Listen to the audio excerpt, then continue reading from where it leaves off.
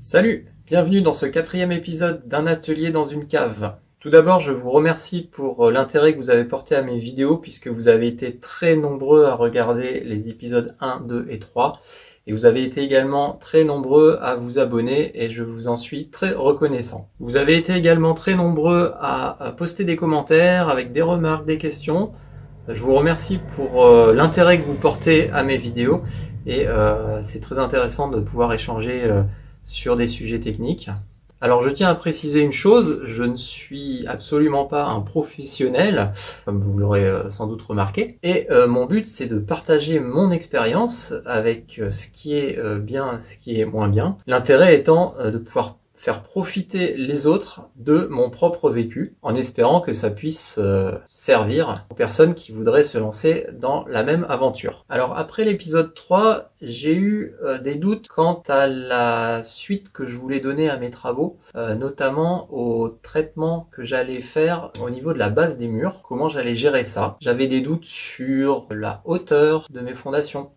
J'avais des doutes sur la manière dont j'allais réaliser ma dalle et mon coffrage. Alors pour ça, j'ai fait appel à Massimo Gallo de la société Facilevac. Donc c'est la personne qui a ramassé mes big bags qu'on a vu donc dans l'épisode 1 notamment. Et il se trouve que c'est un ancien maçon qui a dirigé une entreprise de maçonnerie pendant 12 ans.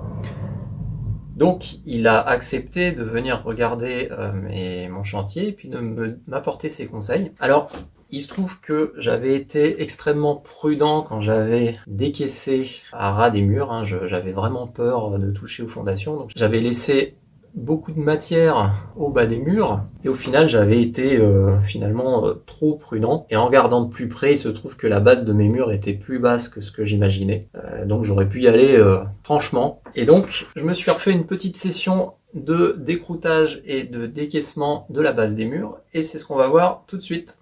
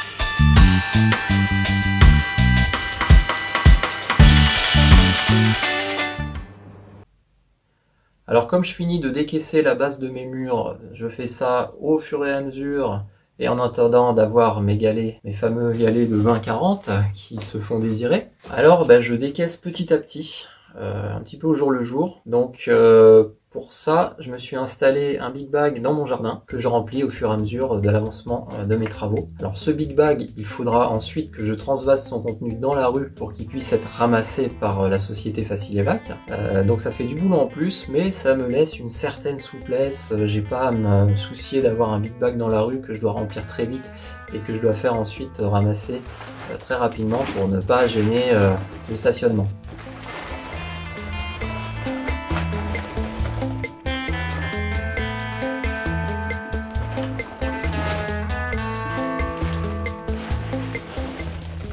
Alors il se trouve que j'ai rapidement rempli mes premiers big bags. Donc j'ai appelé Massimo de Facilevac au secours pour qu'il me ramène des nouveaux sacs.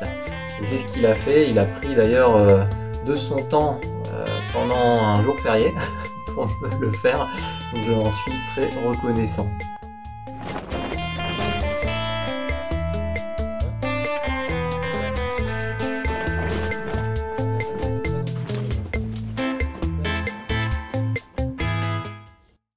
Quand j'ai commencé à creuser le sol de ma cave, je me suis dit, tiens, je vais peut-être tomber sur un squelette, un macabée ou un trésor, pourquoi pas. Et finalement, j'avais rien trouvé, donc j'étais un petit peu déçu quelque part. Mais c'était sans compter sur ce qui va arriver. C'est parti.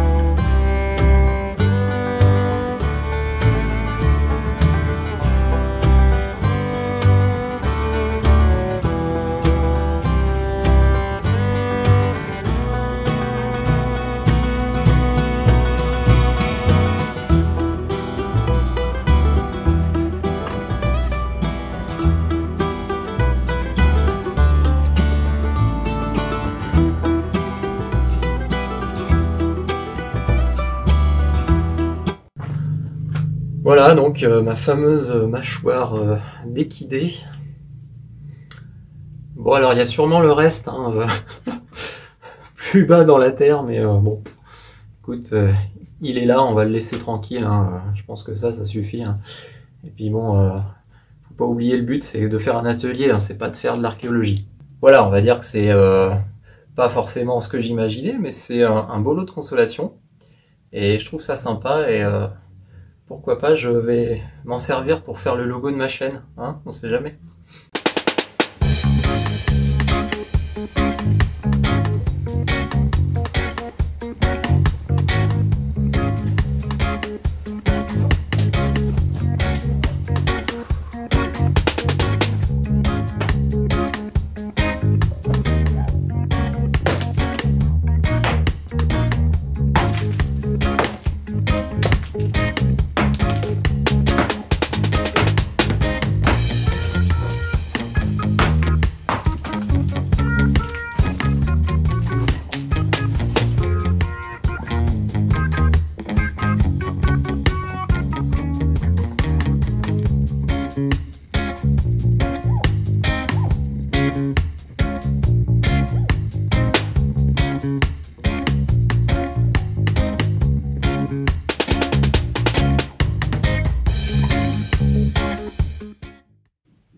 Alors dans l'épisode 3, vous m'avez vu utiliser un niveau laser rudimentaire pour repérer la hauteur de mon sol fini.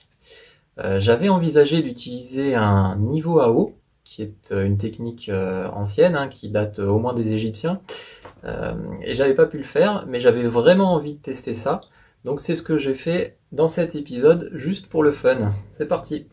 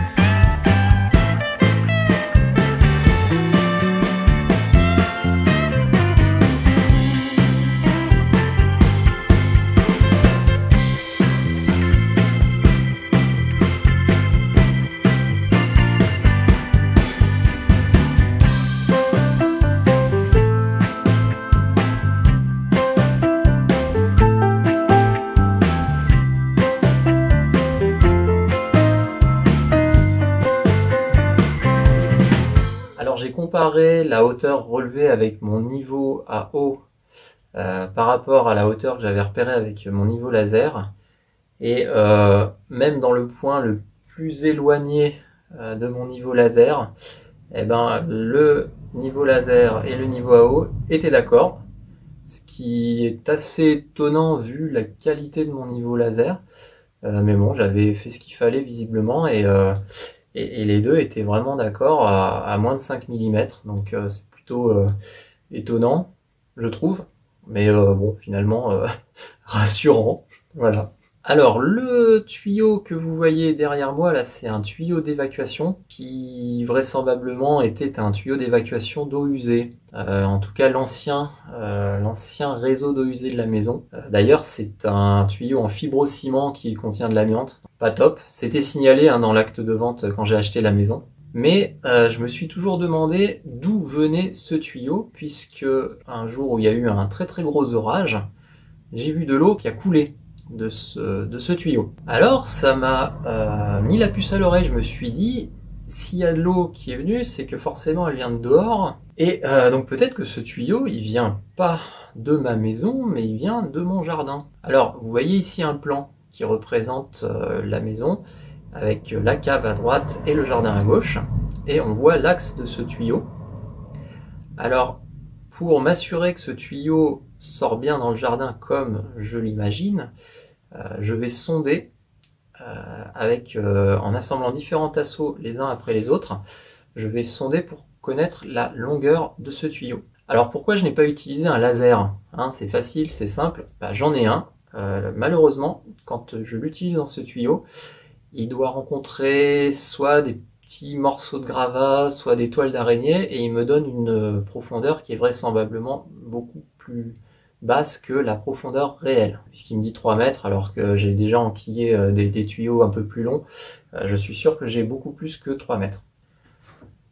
Alors pourquoi je m'intéresse à ça? Parce que si ce tuyau aboutit comme je l'imagine dans mon jardin, je vais pouvoir en faire une entrée d'air. Et cette entrée d'air sera super utile puisqu'elle donne côté sud. Alors pour l'instant, les seules ouvertures que j'ai dans ma cave, ce sont 2 soupiraux qui sont côté nord et côté rue.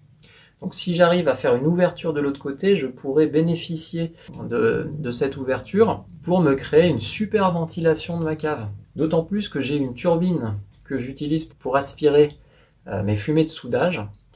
Et cette turbine, elle est donnée pour 4000 m3/h, mais évidemment, il faut qu'elle ait une entrée d'air suffisante pour fonctionner correctement. Donc si j'arrive à faire ça, j'aurai une super ventilation dans mon atelier, que je pourrais même utiliser pour ventiler mon hérisson sous ma dalle.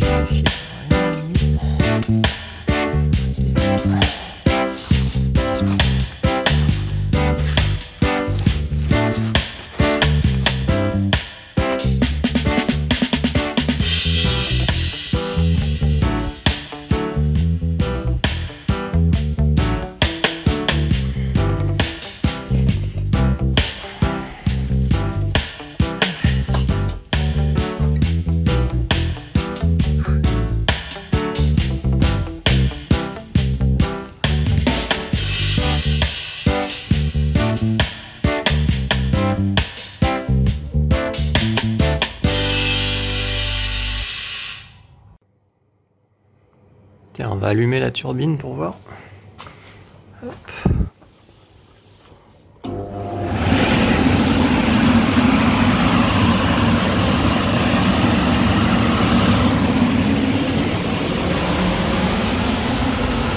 Ouais, sans l'air là qui arrive. Yes. Excellent. Alors comme mon tuyau est en fibrociment, c'est-à-dire avec de l'amiante, je ne veux pas que l'air qui passe par ce tuyau vienne se charger avec tous les saloperies, notamment l'amiante, et puis éventuellement tous les résidus d'eau ou de saleté qui sont passés auparavant. Alors ce que j'ai fait, c'est que j'ai tubé l'intérieur de ce tuyau avec des tuyaux en PVC.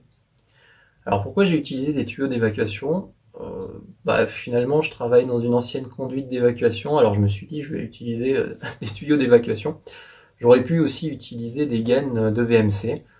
Bon voilà, j'ai fait un choix, il y en a d'autres.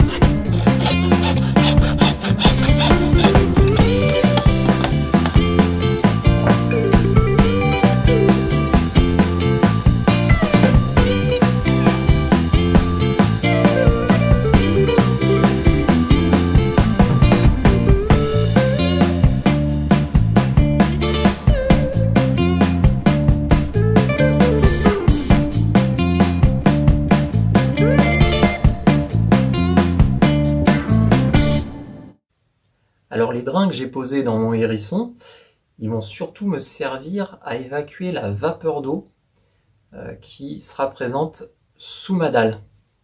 Voilà, c'est leur principale fonction. Et c'est ce qu'on appelle un hérisson ventilé. Donc mes drains, ils débouchent à deux extrémités de la pièce via des raccords là que j'ai aménagés et qui seront coulés dans la dalle à ras et que ensuite je vais utiliser pour me connecter à l'air extérieur. Donc l'idée c'est de créer un renouvellement d'air permanent qui va évacuer l'humidité de sous ma dalle. Donc le principe c'est que même avec une dalle en béton finalement, qui est dite non respirante, si j'ai cette circulation, je serai capable d'évacuer l'humidité de sous le sol. Et c'est mon idée.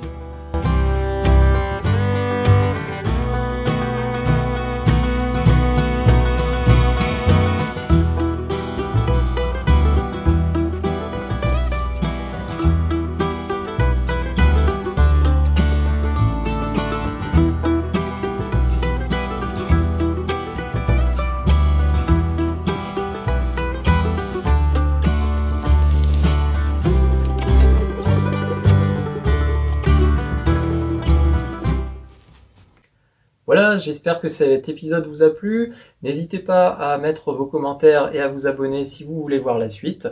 La prochaine étape, ce sera de recevoir mes galets de 20-40 que j'attends depuis un bon moment.